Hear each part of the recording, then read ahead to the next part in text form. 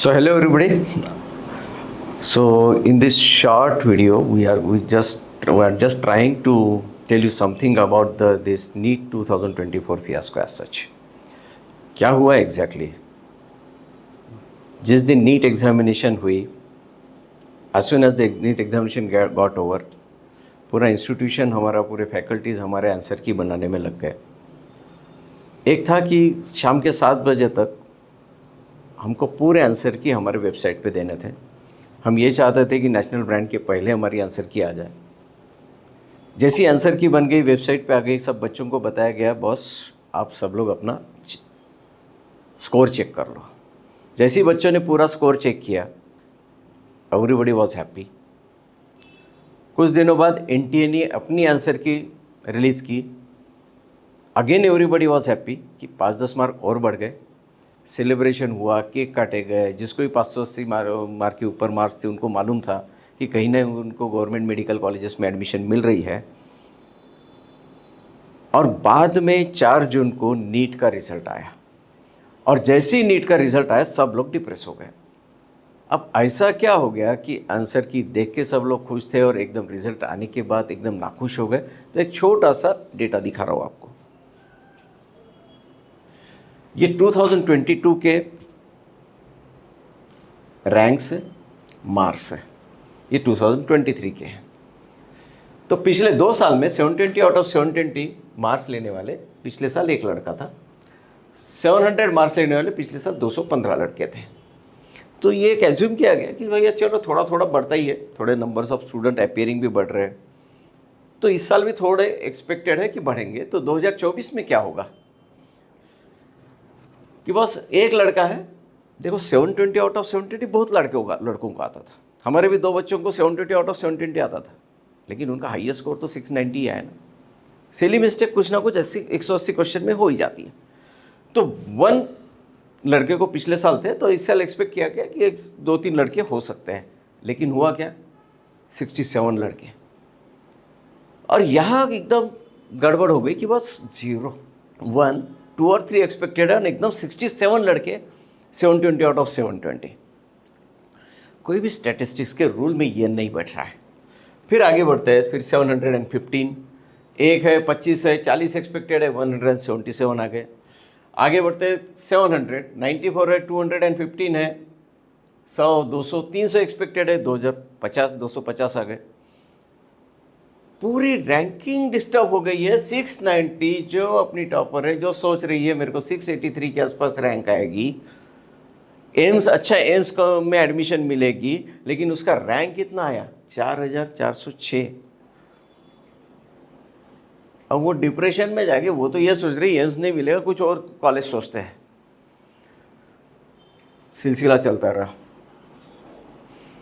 640 mark लेने वाले पिछले साल 10,000 के आसपास लड़के थे. इस साल 12-13 हज़ार एक्सपेक्टेड थे. इस साल 36,000. 13,000 कहा और 36,000 कहा. आगे बढ़ते हैं, 59,000 के आसपास सीट्स है गवर्नमेंट मेडिकल कॉलेजेस में. तो 630 वी आर हैविंग 47,810 स्टूडेंट्स, और इतने ही आसपास गवर्नमेंट मेडिकल कॉलेजेस की सीट्स हैं. तो एक्सपेक्ट किया जा रहा है कि यहाँ पे एडमिशन क्लोज होंगी. तो 625, 630 के आसपास अगर एडमिशन क्लोज होंगी, लेकिन महाराष्ट्र स्टेट के बच्चे थोड़ा बच गए. एक महाराष्ट्र कोटा होने के कारण एक्सपेक्ट ये किया जा रहा है कि 605 के आसपास एडमिशन क्लोज हो जाएगी. लेकिन पिछले साल 579 कट ऑफ था, इस साल 605 या 610. ये क्यों हो रहा है? हम ज़्यादा से ज़्यादा 4-5 मार्क सोच सकते हैं, हम इतना नहीं सोच सकते कि 25-30 मार्क का फ़र्क पड़ जाए. और कितने लड़के हैं 25-30 मार्क के बीच में, जिन्होंने 2-2, 3-3, 4-4 साल पढ़ाई की होंगी, ये सब अगर ये 25-30 मार्क में फंस गए तो इनका क्या होगा?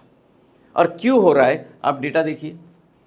600 के ऊपर, 600 मार्क्स के ऊपर पिछले साल 28,000 स्टूडेंट्स थे. इस साल 32,000 एक्सपेक्ट किए जा सकते, 33,000 एक्सपेक्ट किए जा सकते. आए कितने, 87,000. ये 40-50 हज़ार लड़के कहाँ गए? और अगर ये रैंकिंग लिस्ट वैसी की वैसी कायम रही तो होगा क्या? जो 5 लड़के गवर्नमेंट मेडिकल कॉलेज में एडमिशन लेंगे उसमें से ऐसा दिख रहा है कि 2 जेन्युइन रहेंगे और 2 या 3 ये चीटर्स रहेंगे। क्योंकि ये डेटा देख के ये दिख ही रहा है कि बॉस ये डेटा कहीं भी नॉर्मली डिस्ट्रीब्यूटेड प्रॉपर डेटा नहीं है, और ये डेटा ही बताता है कि कितने बड़े लेवल पे धांधली हुई है। अब आप समझिए, अपन थोड़ा आखिरी जाते हैं। चलो, ये है अपना 142 कट ऑफ। पिछले साल 9,80,000 के आसपास लड़के स्कोर कर रहे थे 142, इस साल 12 लाख। ठीक है, 40% ज़्यादा होंगे। तो फिर अगर यहाँ ये 40% है तो सब तरफ 40% ही होना चाहिए। अगर ये 1.5 गुना के आसपास है तो सभी 1.5 गुना होना चाहिए। ये 1 है तो ये 2 होंगे ज़्यादा से ज़्यादा, ये 25 है तो ये 40 होंगे ज़्यादा से ज़्यादा, 215 है तो ये 280 होंगे। लेकिन ये 215 के 10 गुना क्यों हो रहे, 1.5 गुना क्यों नहीं हो रहे? अगर मेरे ये 600 के मार्क्स के ऊपर अगर ये 28,000 है तो ये 40,000 होंगे, ये 87,000 कैसे हो रहा है? जितने पेरेंट्स आज परेशान है, स्टूडेंट्स परेशान है, एजुकेटर्स परेशान है, ये सब क्या हो गया है? पूरे इंडिया में जो पूरा एजिटेशन चल रहा है वो इसीलिए चल रहा है कि ये डेटा पॉसिबल नहीं है। इसी से तो पता चलता है कि धांधली कौन से बड़े लेवल पे हुई है। और क्या अभी इशू है? इशू ये है कि education is considered as the base of any nation as such. Education से ही बाद में इनोवेशन टेक्नोलॉजी आती है, एजुकेशन से ही हाई पेइंग जॉब्स आती है, एजुकेशन से ही तुम्हारे बड़े कंपनीज बनते हैं, और तुमने एजुकेशन को हिला दिया है। बच्चों का फ्रस्ट्रेशन सोचो, वो ये सोच रहा है कि भैया अगले साल के लिए मेरे को पढ़ना है कि चीटिंग करनी है, राइट? पूरा ट्रस्ट जो ये एजुकेशन सिस्टम पे था वो पूरा शैटर्ड हो चुका है। सॉल्यूशन क्या है? एक ही सॉल्यूशन है, बच्चों की अब रिटेस्ट कराई जाए। अब कोई बोलेगा रिटेस्ट क्यों कराए, अभी बच्चों का तो टच में नहीं है। भैया बच्चों के थोड़े बहुत स्कोर कम हो सकते हैं, लेकिन रैंकिंग तो बढ़ जाएंगी, पूरे चीटर्स तो हट जाएंगे बीच में से।